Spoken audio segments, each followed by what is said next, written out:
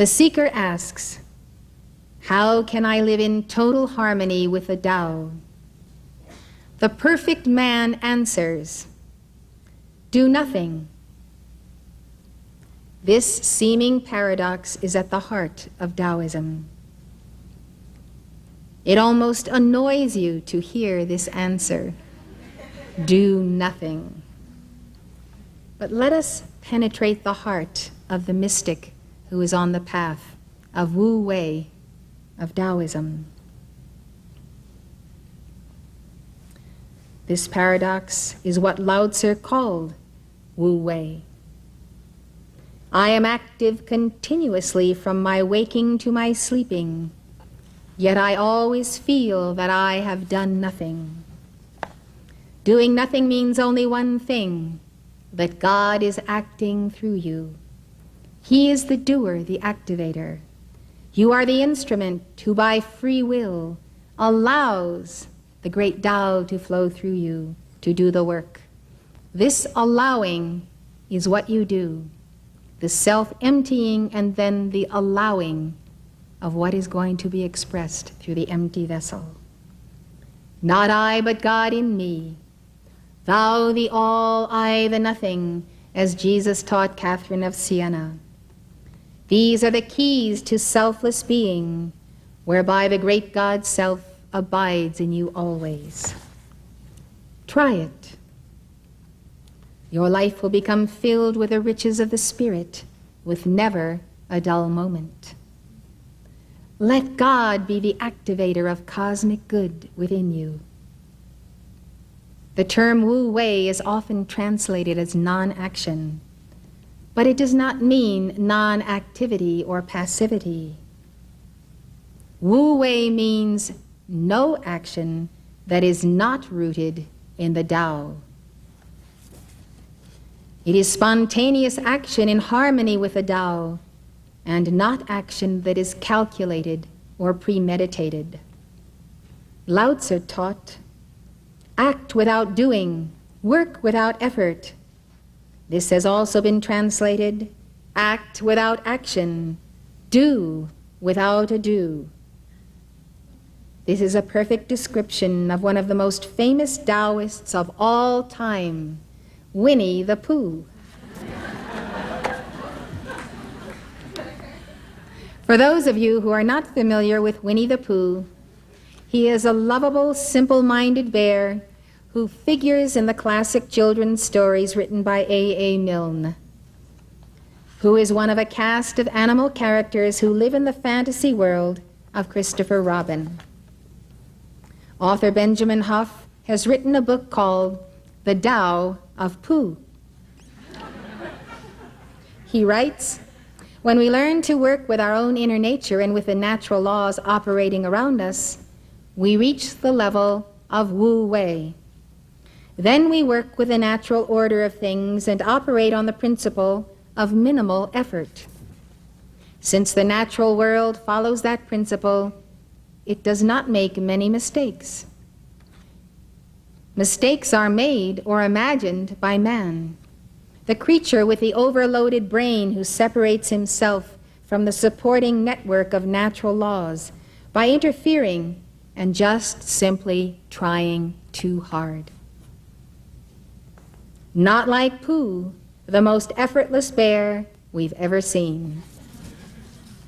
Hoff records a dialogue he had with Pooh himself on this subject. Just how do you do it, Pooh? I asked. Do what? Asked Pooh. Become so effortless, I said. I don't do much of anything, he said.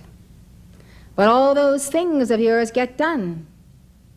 They just sort of happen, he said. Wait a minute.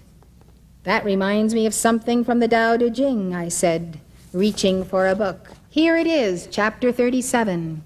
Translated, it reads something like, Tao does not do, but nothing is not done. That sounds like a riddle, said Pooh. It means that Tao doesn't force or interfere with things, but lets them work in their own way to produce results naturally. Then whatever needs to be done is done. I see, said Pooh. I explained. In Chinese, the principle would be wei wu wei, do without doing. From wei wu wei comes the phrase self-so. That means that things happen by themselves, spontaneously. Oh, I see, said Pooh. Hoff continues. If you're getting more and more angry about all of this denial of doing anything, hang on.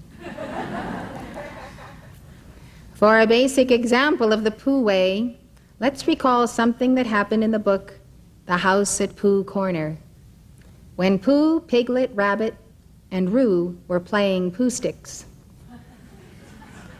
They dropped their sticks off the bridge into the river and had gone to the other side to see whose stick would come out first. And they'd been waiting quite a while when out floated Eeyore the donkey. I didn't know you were playing, said Roo, the kangaroo. I'm not, said Eeyore. Eeyore, what are you doing there, said Rabbit. Eeyore replied, I'll give you 3 guesses, Rabbit. Digging holes in the ground? Wrong. Leaping from branch to branch of a young oak tree? Wrong. Waiting for somebody to help me out of the river? Right. Give Rabbit time and he'll get the answer. Then Pooh got an idea. They could drop some stones into the river. The stones would make waves, and the waves would wash Eeyore over to the riverbank. Rabbit thought it was a good idea. Eeyore didn't.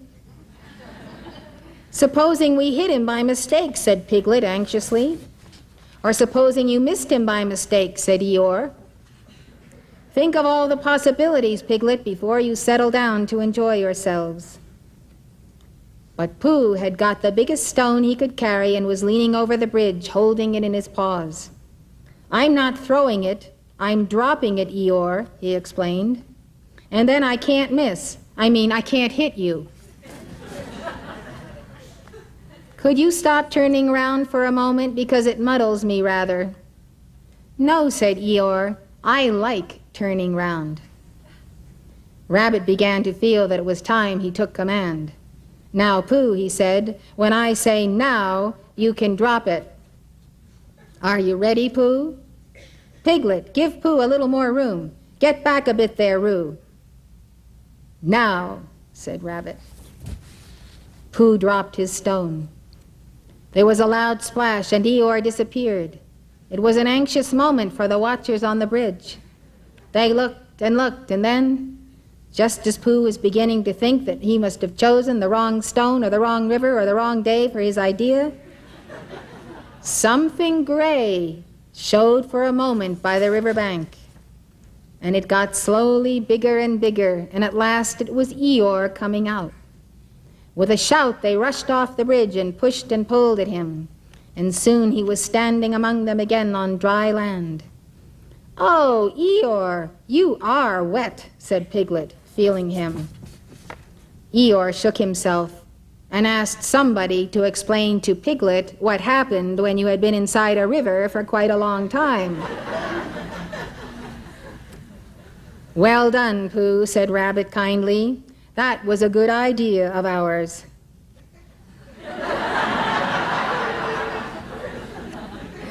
That's the end of the quote from House at Pooh Corner. Hoff comments on the wisdom of Pooh. Cleverness, as usual, takes all the credit it possibly can. But it's not the clever mind that's responsible when things work out. It's the mind that sees what's in front of it and follows the nature of things.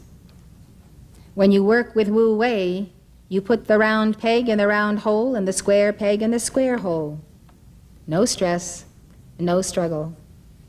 Egotistical desire tries to force the round peg into the square hole and the square peg into the round hole.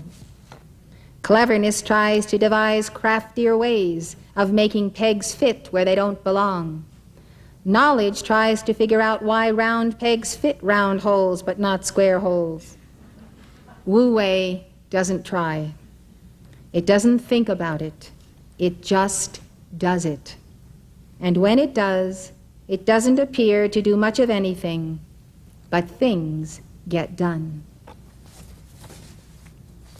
The back cover of the Tao of Pooh sums it all up. While Eeyore frets and Piglet hesitates and Rabbit calculates, Pooh just is. Thomas Merton once wrote, "The true character of Wu Wei is not mere inactivity, but perfect action." It is action not carried out independently of heaven and earth, and not in conflict with the dynamism of the whole, but in perfect harmony with the whole. The way I see this is perfect action is when what you are or what you do merges precisely with your Holy Christ self.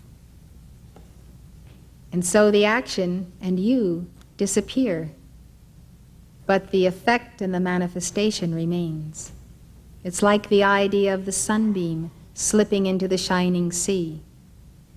When we reach that place where we have merged with the Christ self in our action, then we have no action, because we are the vessel and all of the Christ is working through us, but we have become that Christ. So the Holy Christ self, the real self, is the measure of perfect action or perfect inaction, whichever you want to call it. Raymond Blakeney said that the man who lives by Wu Wei is still, quiet, and passive, so that the Tao may act through him without hindrance. It all boils down to let go and let God. As Blakeney says, let God be God in you.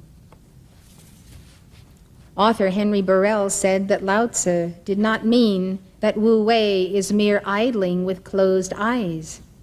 He meant relaxation from earthly activity, from desire, from the craving for unreal things.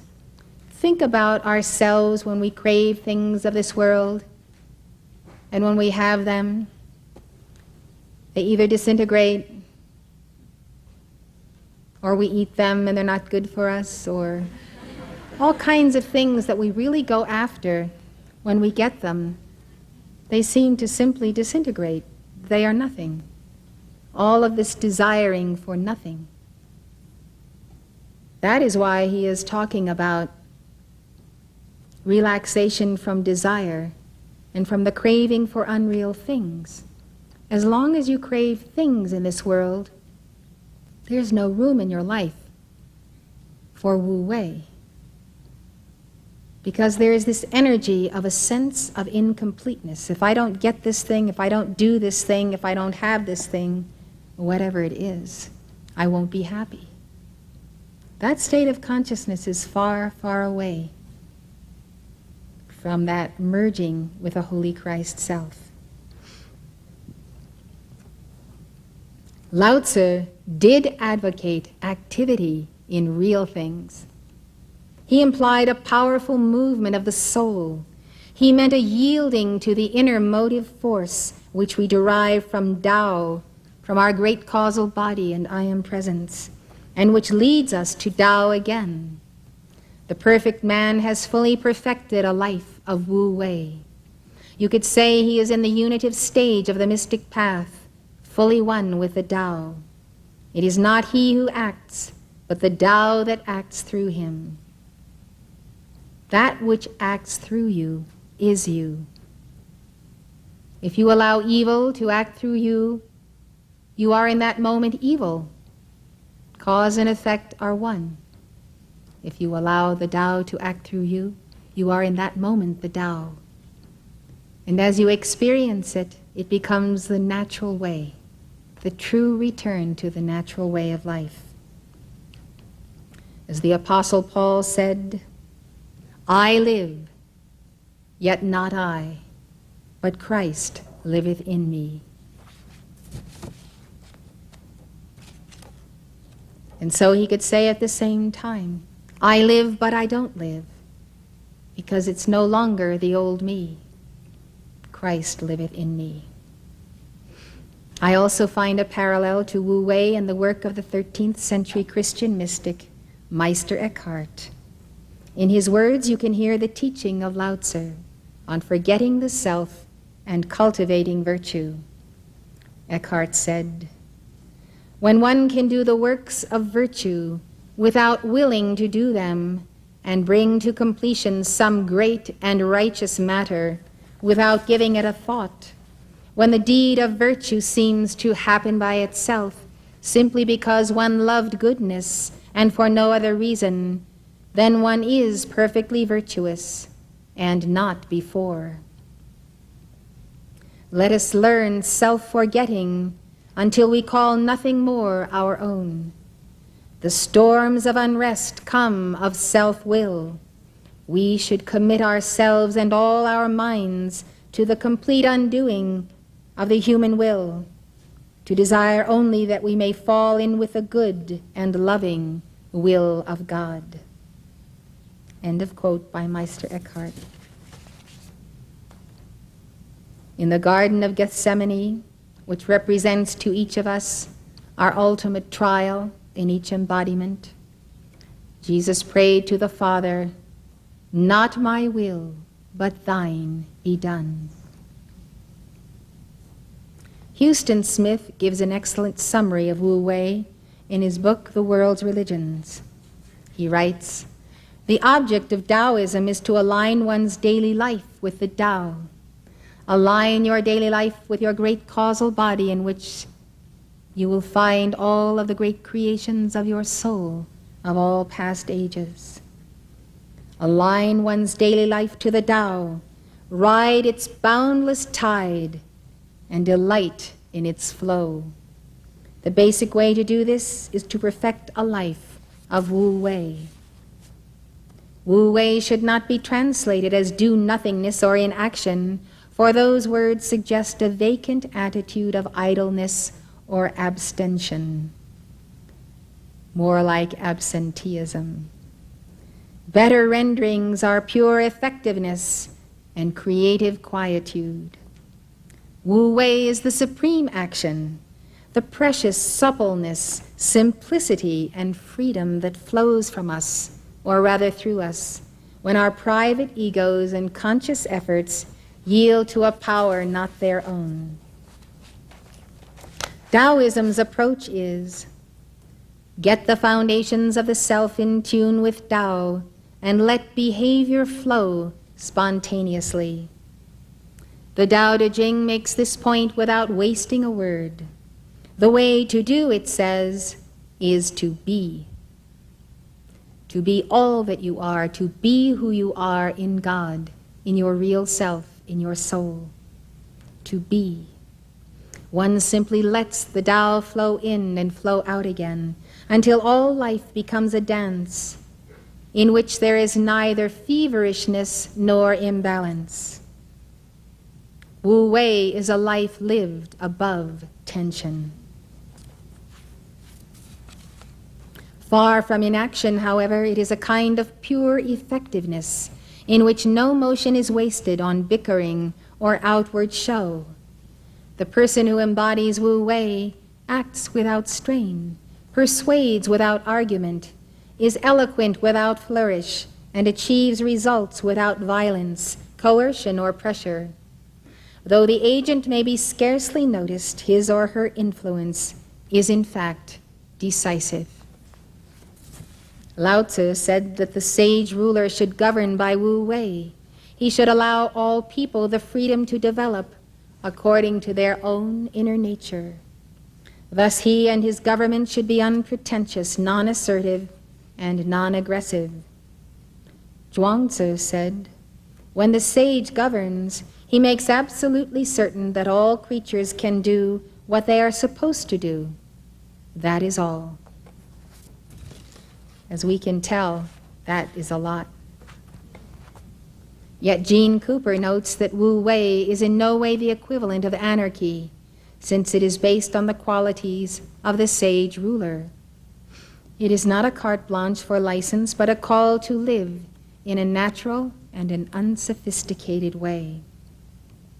According to Lao Tzu, the reason this method of government works is that the ruler, by the power of the Tao within him, can magnetize others to the Tao. When he does this, then they too shall become children of the Tao. The Tao Te Ching says, if lords and kings could center themselves in the Tao, the whole world would be transformed by itself. The best ruler completes his tasks and finishes his affairs, yet the common people say, these things all happen by nature. The sage says, I do nothing, and the people of themselves are transformed. The sage's ability to accomplish the great, said Lao Tzu, comes from his not playing the role of the great. Ruling a big country is like cooking a small fish. What does cooking a small fish require? The cook must have a delicate touch and must not handle the fish too much, or it will break apart. You could compare Lao Tzu's philosophy of Wu Wei to the Montessori method of education. Maria Montessori was an educator and the first woman medical doctor in Italy. She gained worldwide fame in the early 20th century for her discoveries about the development of young children. Dr. Montessori showed that children will learn naturally when they are in a prepared environment suited to their abilities and interests. Like Lao Tzu's ruler, the teacher helps the child only when he needs it and does not put him into a mold. The teacher allows his students to unfold their abilities naturally. Dr. Montessori wrote, the teacher's intervention in the marvelous process of the unfoldment of the child is indirect. We are here to offer to this life the means necessary for its development, and having done that, we must await this development with respect. She said these methods of education tend to guard that spiritual fire within man, to keep his real nature unspoiled, and to set it free from the oppressive and degrading yoke of society. Her disciple and friend, E.M. Standing, wrote, none of Dr. Montessori's ideas have been more misunderstood nor more widely abused than that of the non-intervention of the teacher, which is the complementary principle to that of the liberty of the child. The right path for the teacher to take lies not in giving no instruction at all, but in giving just enough, no more, the indispensable minimum, the perfect dose. To give less would mean that the teacher had abandoned the child. To give more would destroy his spontaneity and diminish his interest. Real charity is to succor those who have need of it without being discovered, or rather, it assumes the aspect not of an assistance given, but of a spontaneous and natural gesture. It is true that the Montessori directress will always have plenty to do in the way of instruction and guidance, but the ideal as well as the practice is that as time goes on, the child should become the ever more active partner and the teacher the more passive. In this connection, Dr. Montessori often quotes the words of John the Baptist, which he spoke referring to the Messiah. He must increase, but I must decrease. As Lao Tzu said, the sage's ability to accomplish the great comes from his not playing the role of the great. I said earlier, the sage is able to transform people simply by the power of his example and by the power of the Tao within. Dr. Montessori also recognized this. Once she was asked, "How do I teach religion to my child?" She answered, "You don't teach religion to children, you live it before them." Another way of practicing Wu Wei is to accept your destiny. to go wherever the Tao takes you. Practicing Wu Wei is accepting with equanimity whatever arrives at your doorstep.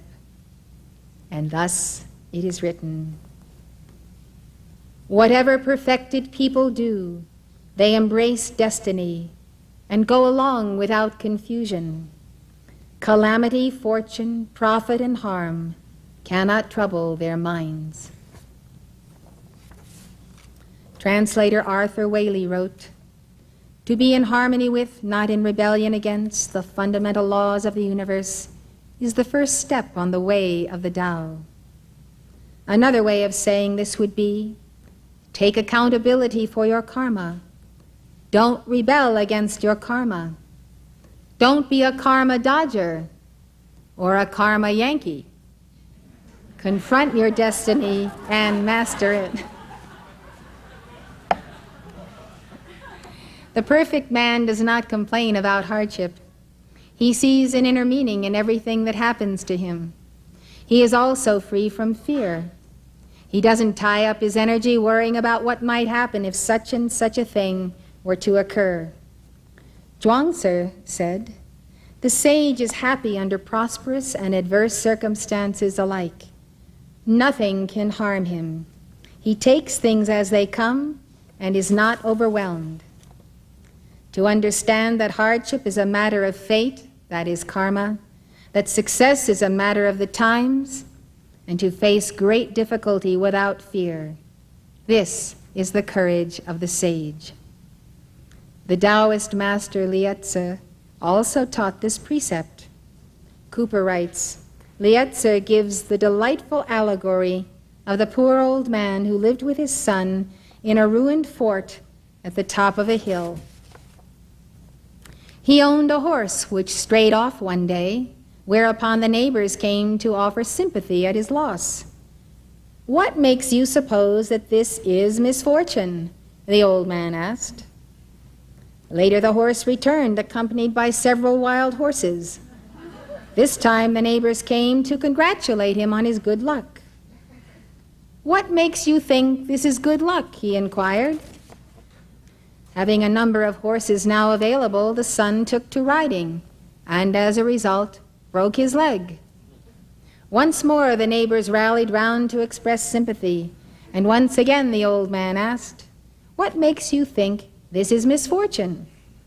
The next year war broke out, and because his son was lame, he was exempt from going to the war. What is the moral of the story? We should be grateful for whatever befalls us.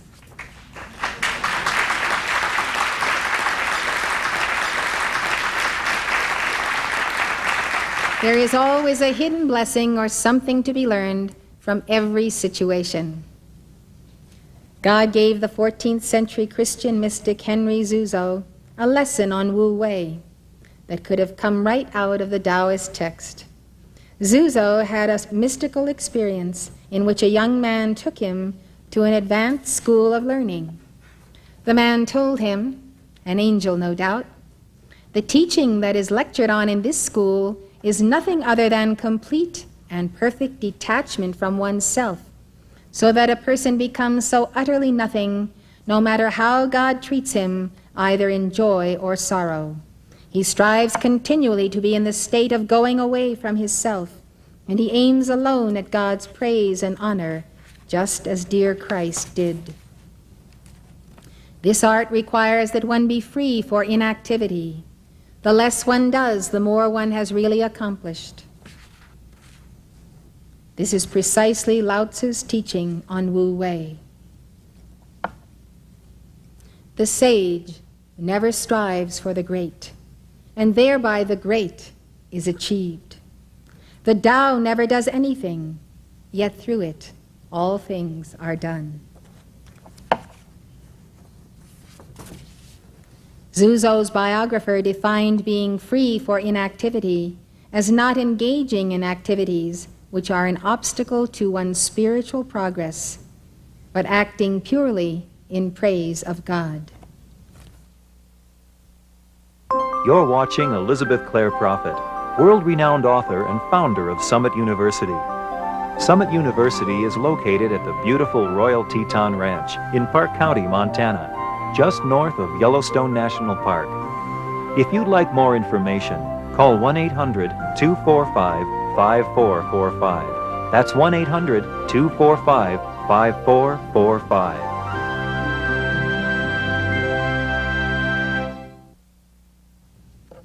Here is an anecdote by Zhuangzi that illustrates how the perfect man practices Wu Wei by accepting his destiny.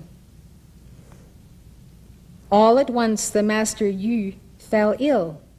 Master Si went to see how he was. "Amazing," said Master Yu. It's amazing it can come out of my mouth, right?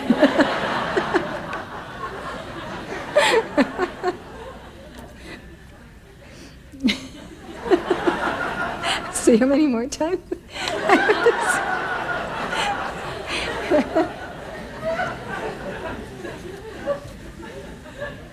It's a funny story besides. Okay, don't laugh and then I won't laugh. "Amazing," said Master Yu. Okay, I'm not going to say any more.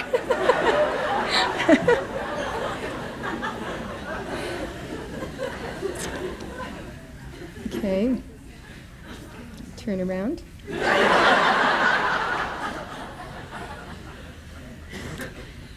"Amazing," said the Master.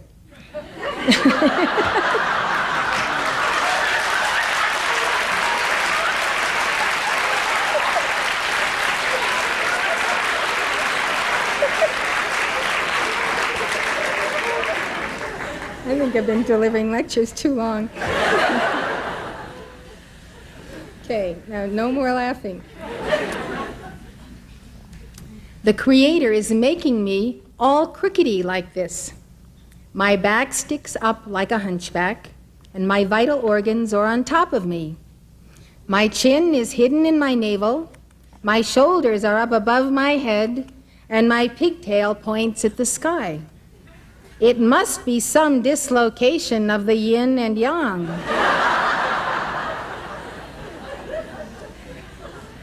Yet he seemed calm at heart and unconcerned. Dragging himself haltingly to the well, he looked at his reflection and said, My, so the Creator is making me all crookedy like this." "Do you resent it?" asked Master Si. "Why, no, what would I resent?" the Master answered. "If the process continues, perhaps in time he'll transform my left arm into a rooster. In that case, I'll keep watch on the night. Or perhaps in time he'll transform my right arm into a crossbow pellet, and I'll shoot down an owl for roasting. I received life because the time had come. I will lose it because the order of things passes on. Be content with this time and dwell in this order, and then sorrow cannot touch you. In ancient times, this was called the freeing of the bound. There are those who cannot free themselves because they are bound by things. But nothing can ever win against heaven. That's the way it's always been. What would I have to resent? Really, the wisdom of China is the incomparable wisdom, because it always sees the other side of things. As you can see from these stories of Zhuangzi, the way of Tao is a way of joy and laughter. The man who lives in harmony with the Tao is naturally joyful. I think this joy comes from the sense of having finally found the inner key.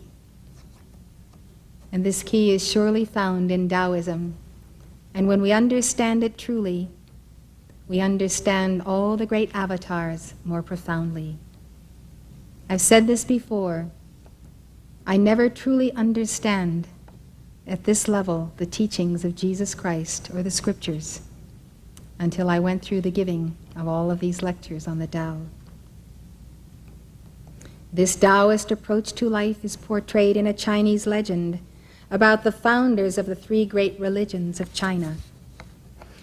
Confucius, Gautama Buddha, and Lao Tzu were all standing around a vat of vinegar, the symbol of life. Each put their finger into the vat to taste the vinegar. Confucius found it sour. He believed that man in his day was out of sync with the ideals of the ancient sages, and that these ideals should be restored through regulated moral behavior. Gautama, who believed that life is suffering until all inordinate desires are transcended, found the vinegar bitter. But when Lao Tzu tasted the vinegar, he smiled and said it was sweet. Why? Because Taoists believe you can find joy today when you live in harmony with the Tao. Zhuangzi said, "To harmonize with men is called human joy. To harmonize with heaven is called heavenly joy. The mountains and forests, the hills and fields fill us with overflowing delight, and we are joyful. Our joy is not ended when grief comes rushing in." Zhuangzi said that the difference between joy and sorrow is really just a matter of perspective. What the world values, he said, is money, reputation, long life, achievement. What it counts as joy is health and comfort of body, good food, fine clothes, beautiful things to look at, pleasant music to listen to. If people find that they are deprived of these things, they go into a panic or fall into despair. They are so concerned for their life that their anxiety makes life unbearable, even when they have the things they think they want. Their very concern for enjoyment makes them unhappy. The rich make life intolerable, driving themselves in order to get more and more money, which they cannot really use. In so doing, they are alienated from themselves and exhaust themselves in their own service, as though they were the slaves of others. The world can't decide what is right and what is wrong. And yet, in action, Wu Wei can decide this. Perfect happiness and well-being. Only Wu Wei gets you close to this. My opinion, said Zhuangzi, is that you never find happiness until you stop looking for it. In other words, joy in the heart is not something you strive for. Joy is something you become by riding the tide of the great Tao. Taoists say that Wu Wei is the foundation for all creativity. Houston Smith calls Wu Wei creative quietude. Creative quietude. Creative quietude, he writes, combines within a single individual two seemingly incompatible conditions: supreme activity and supreme relaxation. One way to create is through following the calculated directives of the conscious mind. The results of this mode of action, however, are seldom impressive. They tend to smack more of sorting and arranging than of inspiration. Genuine creation, as every artist knows, comes when the more abundant resources of the subliminal self are somehow tapped. But for this to happen, a certain disassociation from the surface self has to happen. This is what is needed. The conscious mind must relax, stop standing in its own light, let go. Only so is it possible to break through the law of reversed effort, in which the more we try, the more our efforts boomerang. Zhuangzi illustrated how Wu Wei is creative quietude in this anecdote about Qing, the chief carpenter. You'll like this story. Qing, the chief carpenter, was carving wood into a stand for hanging musical instruments. When finished, the work appeared to those who saw it as though of supernatural execution. And the Prince of Lu asked him, "What mystery is there in your art?" "No mystery, Your Highness," replied Qing. "And yet there is something. When I am about to make such a stand, I guard against any diminution of my vital power. I first reduce my mind to absolute quiescence. 3 days in this condition, and I become oblivious of any reward to be gained. 5 days, and I become oblivious of any fame to be acquired. 7 days, and I become unconscious of my 4 limbs and my physical frame. Then, with no thought of the court present in my mind, my skill becomes concentrated, and all disturbing elements from without are gone. I enter some mountain forest. I search for a suitable tree. I find it. It contains the form required, which is afterwards elaborated. I see the stand in my mind's eye, and then set to work. Otherwise, there is nothing.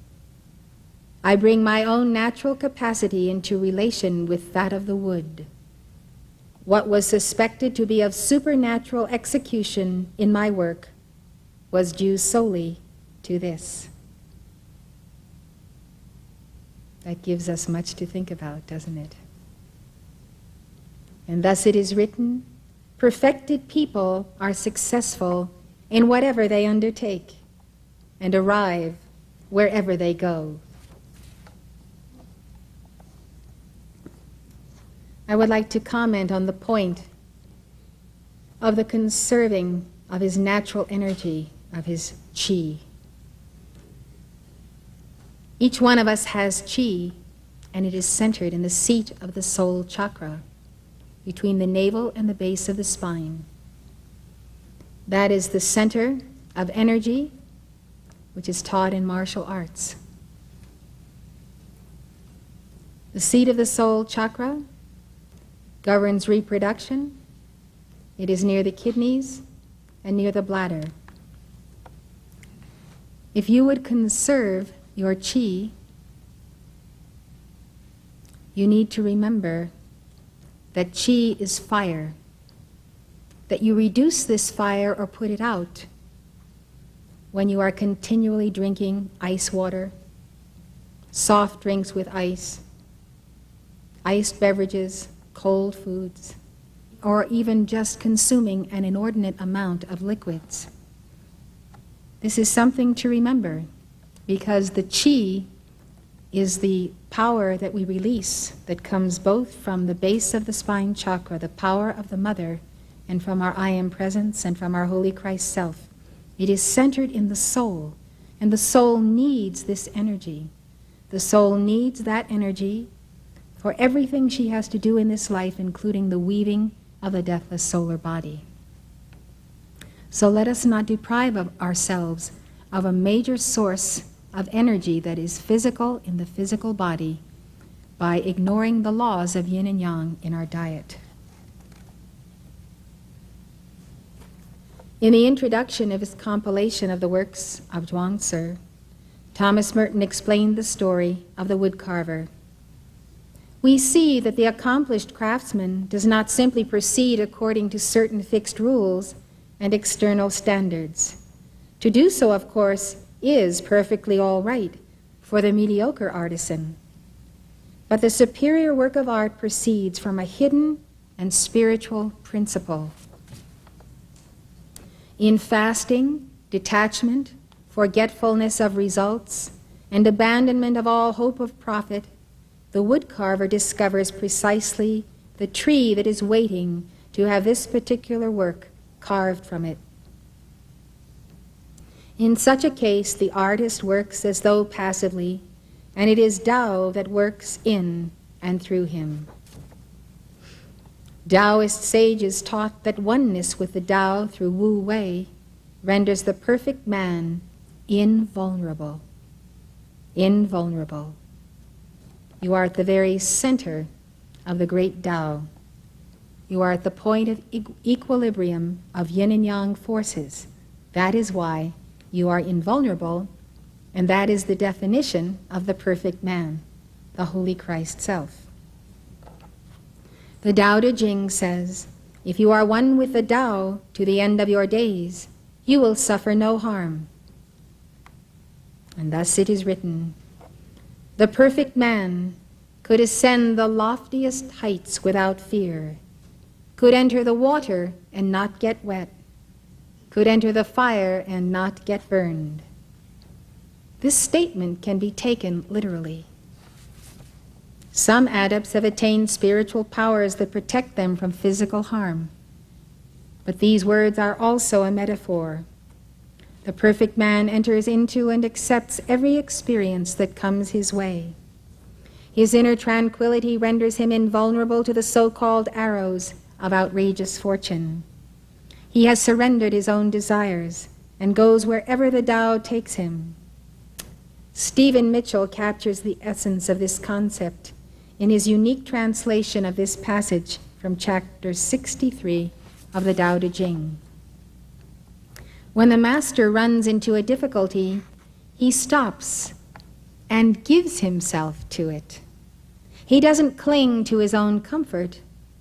Thus problems are no problem for him.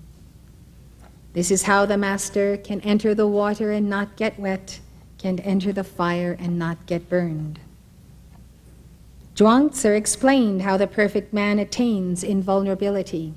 He wrote, Confucius was seeing the sights at Luliang, where the water falls from a height of 30 fathoms and races and boils along for 13 miles, so swift that no fish or other water creature can swim in it. He saw a man dive into the water, and supposing that the man was in some kind of trouble and intended to end his life, he ordered his disciples to line up on the bank and pull the man out. But after the man had gone a couple of 100 paces, he came out of the water and began strolling along the base of the embankment, his hair streaming down, singing a song. Confucius ran after him and said, At first I thought you were a ghost, but now I see you're a man. May I ask if you have some special way of staying afloat in the water? The man replied, I have no way. I began with what I used to do, grew up with my nature, and let things come to completion with fate. I go under the swirls and come out with the eddies, following along the way the water goes, and never thinking about myself. That's how I can stay afloat. The man so harmonized himself with the rhythm of the forces of nature that he literally became one with them. Lietzer once said, I am blowing away east and west as a dry leaf torn from a tree. I cannot even make out whether the wind is riding on me or I am riding on the wind. The one who practices Wu Wei and becomes more and more infilled with the Tao is becoming an immortal. This is the belief of Taoists. Summarizing Lao Tzu's teaching, Alan Chun says, one who identifies his individual life with the universal life of Tao is as long living as the everlasting Tao. Want to write that down? One who identifies his life with the universal life of Tao is as long living as the everlasting Tao. One text says, the body only comes to life when it receives the Tao. We only have life when we contact the presence of God with us. The body only dies when it loses the Tao. Whoever is able to preserve and guard the Tao will live forever and never perish. The Tao Te Ching says, what is contrary to the Tao will come to an early end.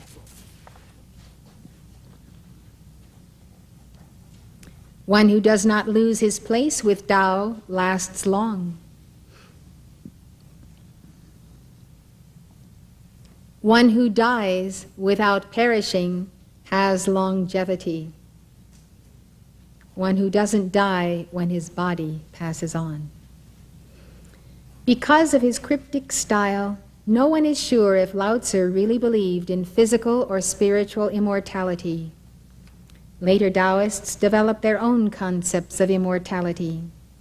The goal of those who believed in physical immortality was to change the heavy substance of the body into the substance that was light, pure, and long-lasting.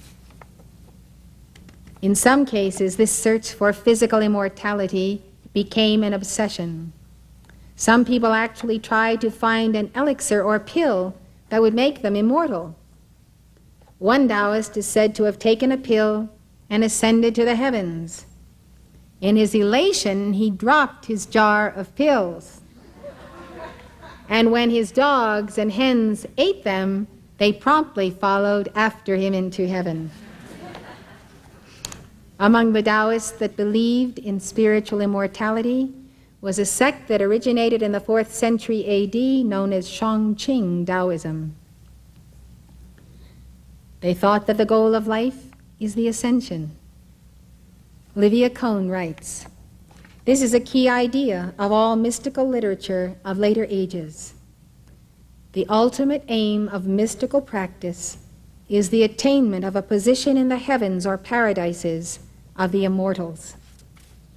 This attainment is reached when the bounded physical body that the spirit inhabited on this earth is discarded, either naturally at the end of a fulfilled lifespan or intentionally upon receiving a summons from above."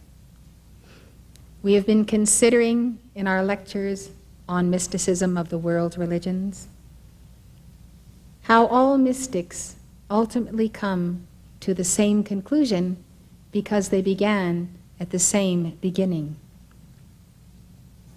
John Blofeld writes that among Taoists, becoming an immortal has always been virtually synonymous with becoming a sage or perfect man.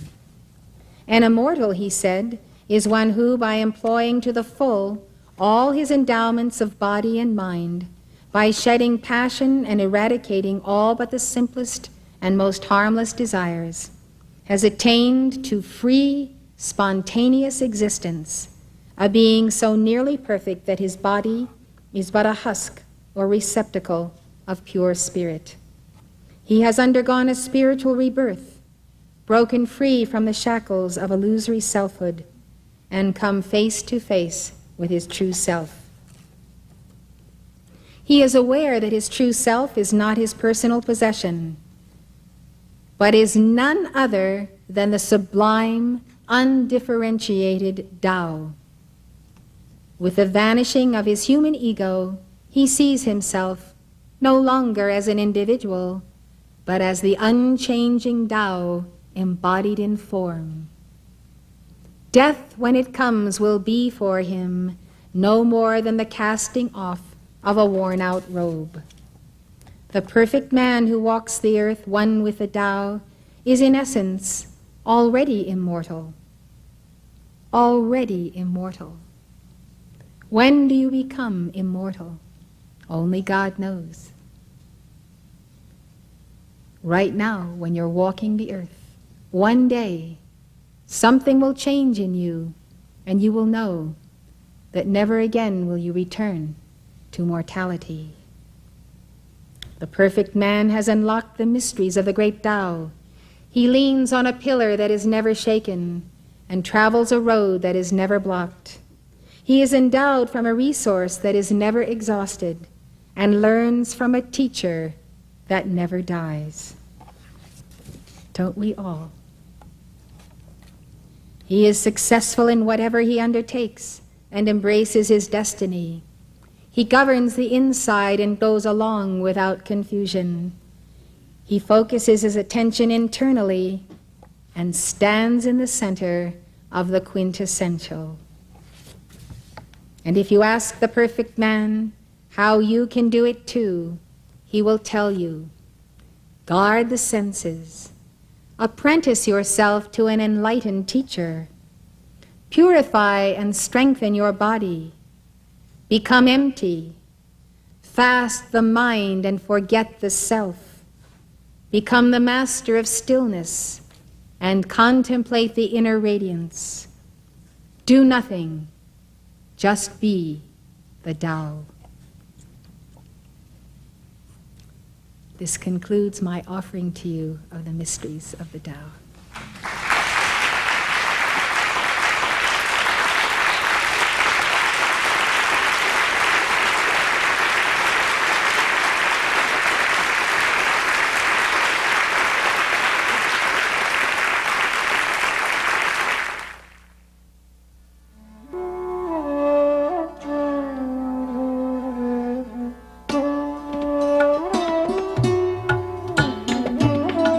For more information on the mystical paths of the world's religions, call toll-free 1-800-245-5445. The preceding program was presented by Summit University, Box 5000, Livingston, Montana, 59047 5000.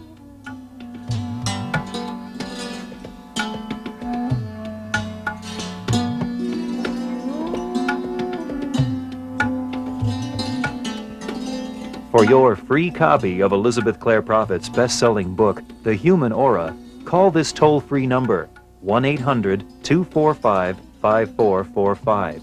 This is a limited-time offer, so call now for your free book. That's 1-800-245-5445.